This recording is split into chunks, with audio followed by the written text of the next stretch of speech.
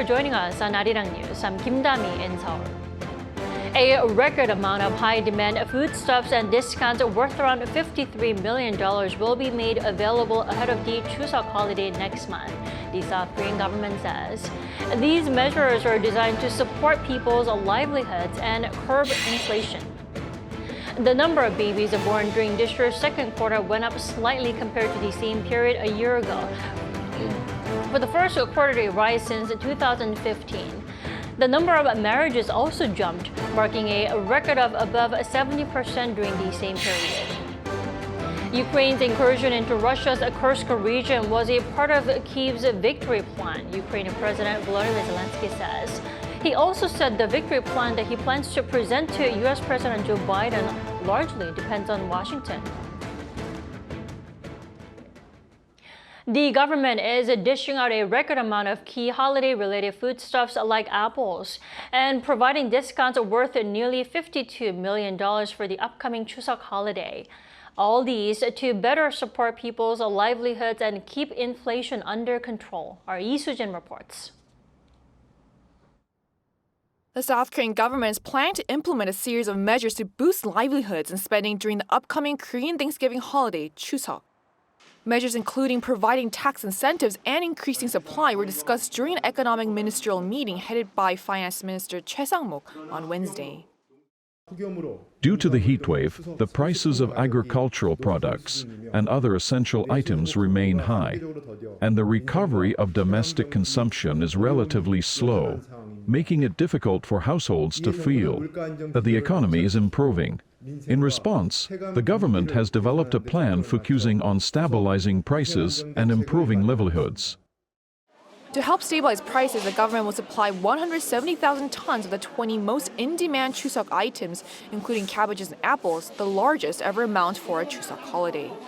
It will also slash import tariffs for 10 types of fruits such as bananas and pineapples by extending tariff rate quotas to the end of the year.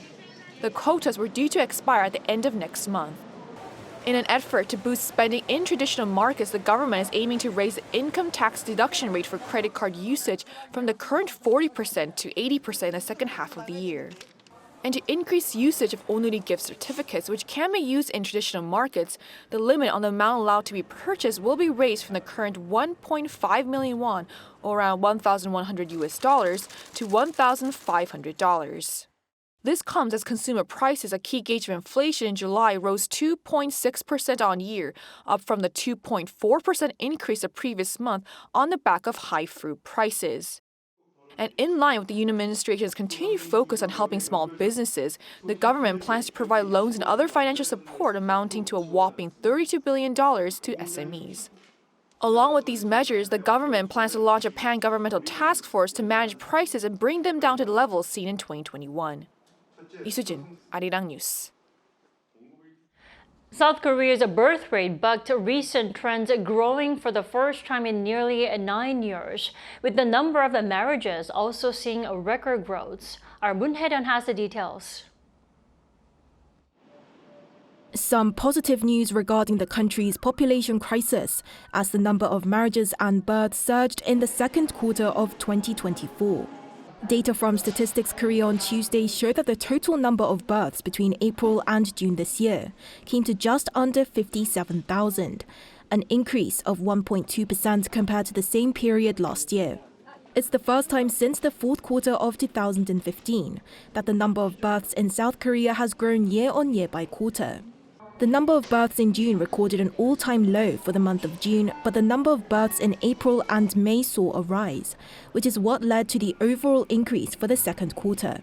There were also more marriages in the same period this year, with just under 56,000 between April and June, which is an increase of more than 17% compared to the second quarter of 2023. This is the largest year-on-year jump in the number of marriages for any quarter.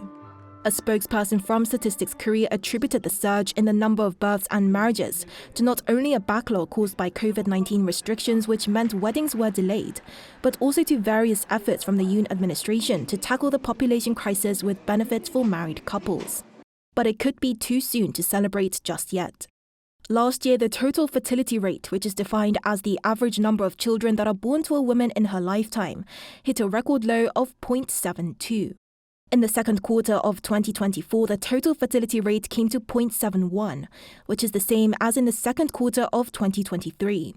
When comparing the total number of births from January to June this year and last year, the number for this year fell by more than 3,000. The population also saw a natural decline of 8,700 in June, bigger than the figure for June 2023.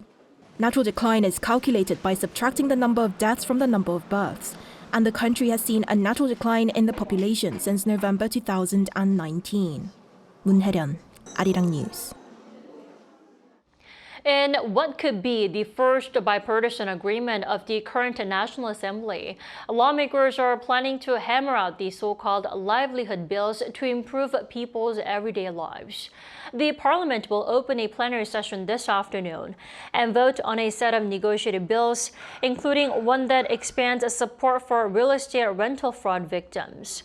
Also added to the agenda just this morning are changes to the Nursing Act to provide a legal basis for medical practice by specialized physician assistants. The rival party representatives in the Health and Welfare Committee agreed to table the bill after much negotiation. A special envoy of the Czech Prime Minister is reportedly set to visit South Korea next week. That is, according to local media Wednesday, citing government sources. With the two countries finalizing the contract for the construction of 2 nuclear power reactors at the Dukovany power plant. Last month, a South Korean consortium led by Korea Hydrogen and Nuclear Power became the preferred bidder for the project, worth 24 trillion Korean won or $18 billion. And the two countries have also been expanding industrial cooperation. This visit comes as U.S. nuclear power company Westinghouse and French EDF have appealed the Czech Republic's decision. Westinghouse claims KHNP does not own the technology to build the plants, while EDF complained about the transparency of the bidding process. Now, the special envoy is expected to discuss the appeals during the visit.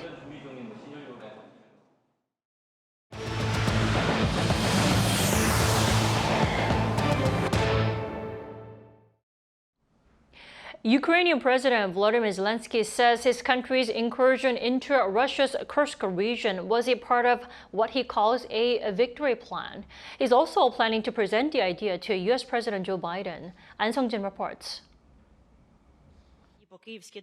Ukraine wants to end the war with Russia, and Ukrainian President Volodymyr Zelenskyy seeks to do so by presenting to the U.S. a victory plan which will force Russia to end the war. It will be fair to present this plan to the U.S. President.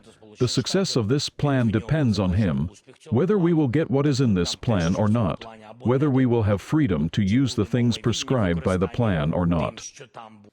While speaking at a forum on Tuesday, Zelenskyy added that he will present this plan in September during a meeting with Biden and will also convey it to Biden's 2 potential successors, Kamala Harris and Donald Trump.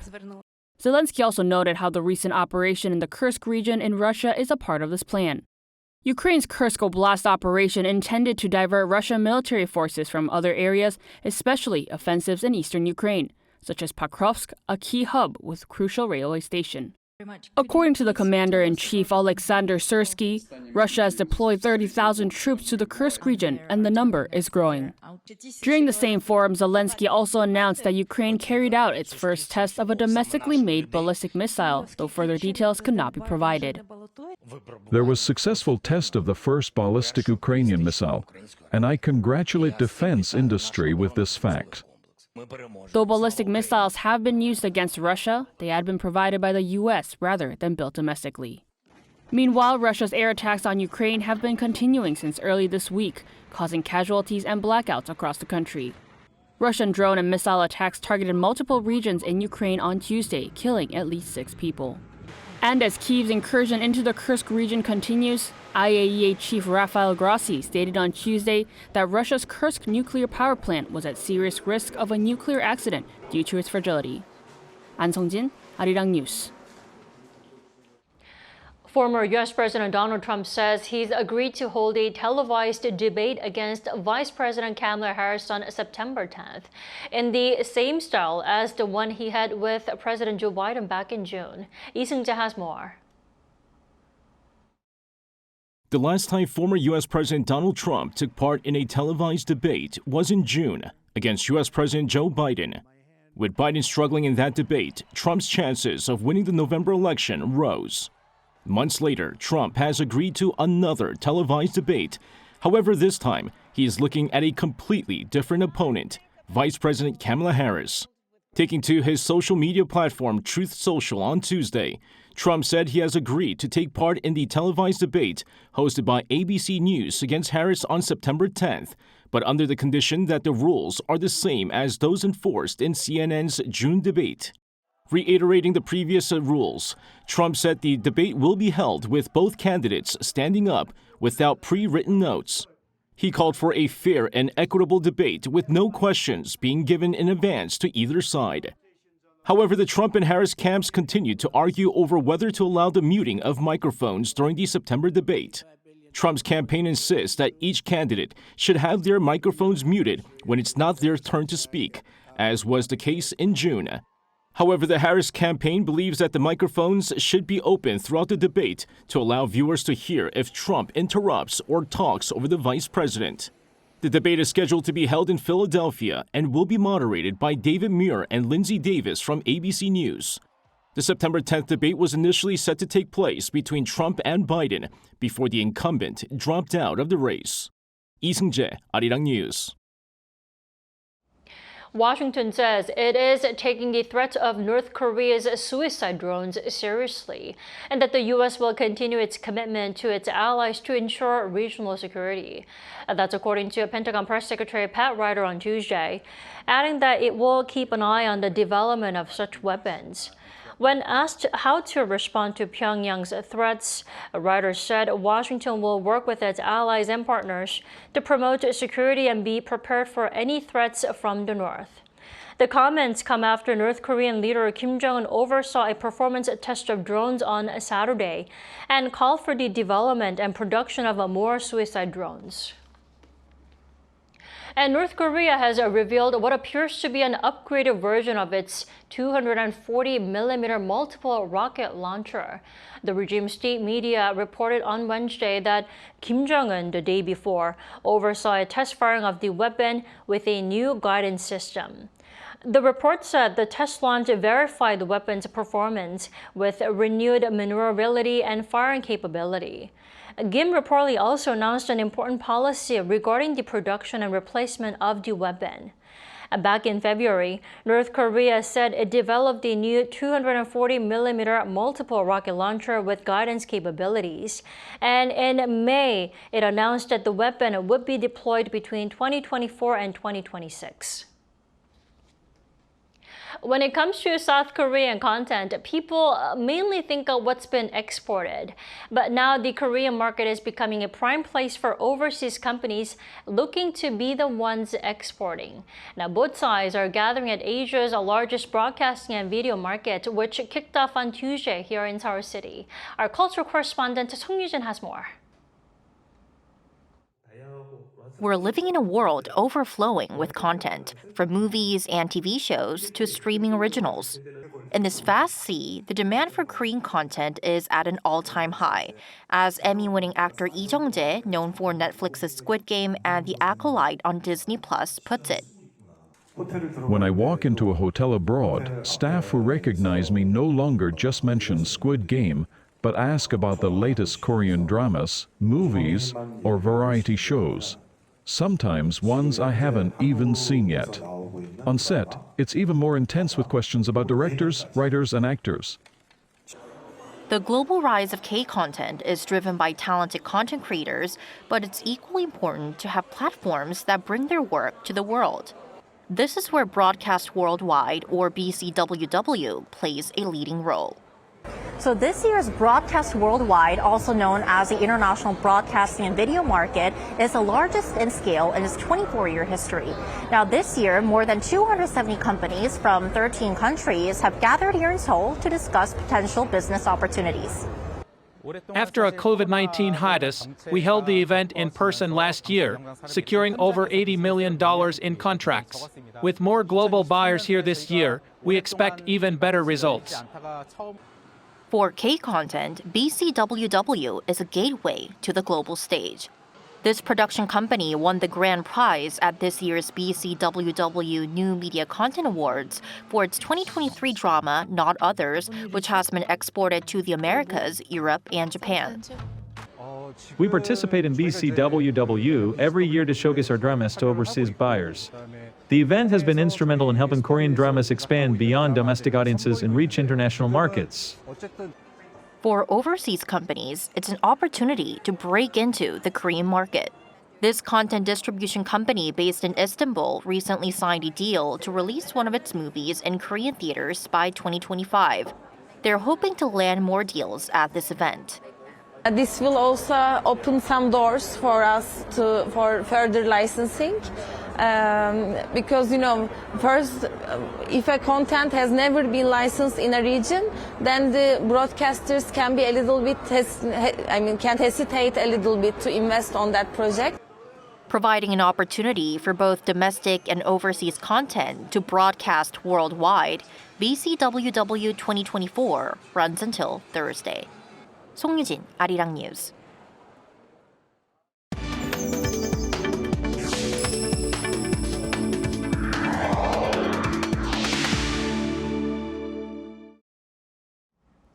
Azerbaijan is a country that has been extending its influence beyond Central Asia with its geographic location and energy resources.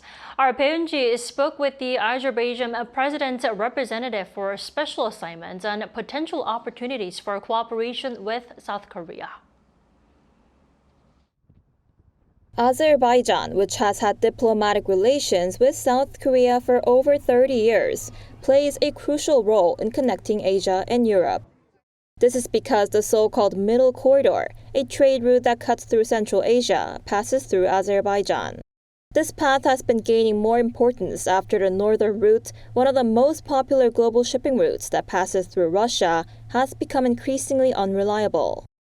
The Azerbaijan president's representative for special assignments, who visited South Korea as part of efforts to explore new opportunities in bilateral cooperation, suggests that Korean transport operators and logistics companies use these trade benefits, and has hopes of expanding the economic cooperation to produce green energy.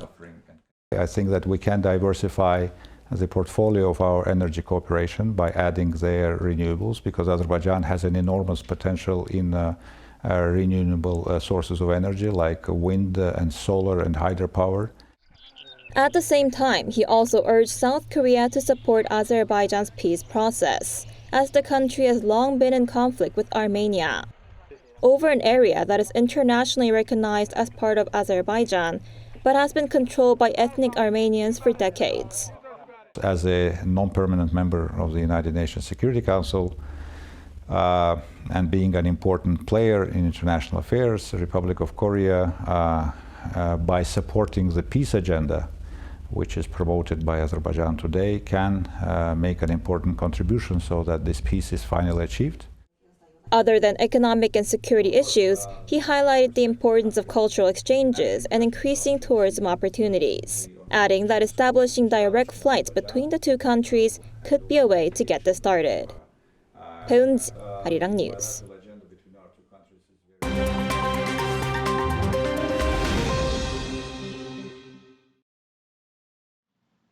Let's move on to the world now. We start off in Mexico, where on Tuesday local time, President Andrés Manuel López Obrador called for a pause in diplomatic relations with the embassies of the US and Canada, not the countries, after their ambassadors criticized Obrador's proposed judicial reform. The reform, which aims to elect judges and Supreme Court justices by popular vote, recently passed a key committee in Mexico's lower house. The US Embassy, in diplomatic note, expressed significant concerns about the impact of electing judges. Canada's Ambassador Graham Clark also raised concerns about how this reform could affect investment in Mexico. Proponents argue the reform will strengthen democracy, while critics warn it could consolidate executive power and expose the judiciary to criminal influence. The Israeli military announced Tuesday that its special forces had recovered an Israeli hostage from a tunnel in southern Gaza.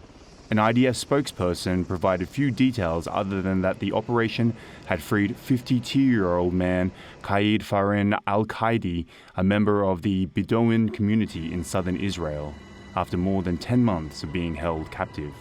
Al-Qaidi, who worked as a security officer at the kibbutz near the Gaza border, was among the more than 250 people abducted when armed members of the militant group Hamas launched an attack on Israel on October 7, 2023, which also left over 1,200 dead. He is the 8th hostage to be rescued since then, but 108 Israeli and foreign hostages remain in Gaza, with about a third of those confirmed dead. A Greek-flagged oil tanker is still on fire in the Red Sea after being attacked last Friday by Yemen's Houthi militants. The tanker, named Soyunion, carrying 1 million barrels of crude oil, is now leaking oil. Efforts proposed by the US to salvage the ship have been hindered, with the Houthis threatening to attack rescue tugs. This is the third vessel operated by Delta tankers targeted this month as the Houthis continue their attacks on ships near Yemen, citing solidarity with Palestinians in the Israel-Hamas conflict. German cyclist Eric Fedko performs an amazing stunt on a bike ramp elevated above the trees at Green Hill Bike Park in the Sauerland Mountains in Germany. The cyclist, who is well known in the global slope-style mountain biking community, launched himself from a 3.2-meter high tree trunk on top of the platform. Fedko said that the mental part of the stunt came down to the conditions such as shaky and windy weather, and also the height. Luckily for Fedko, the conditions were perfect, making for a beautiful backdrop for his latest achievement. Walter Lee, Arirang News.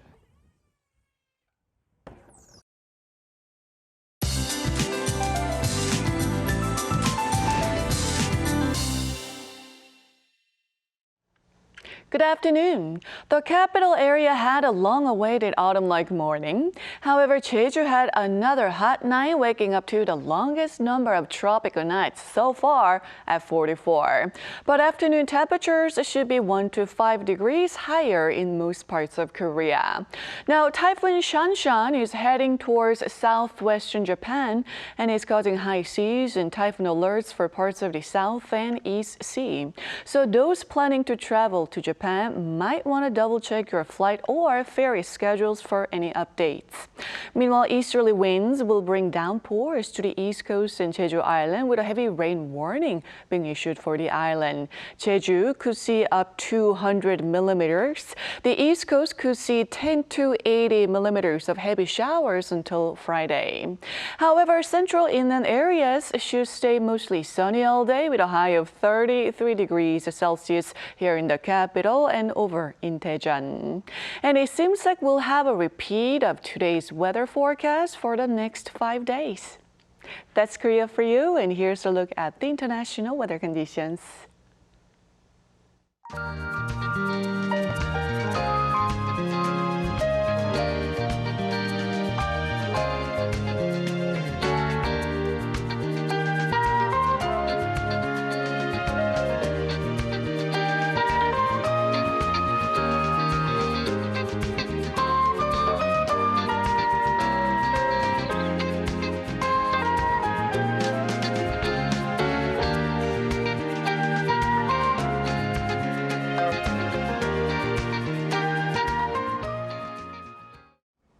That's all we have for our midday edition of Arirang News. Thank you for watching.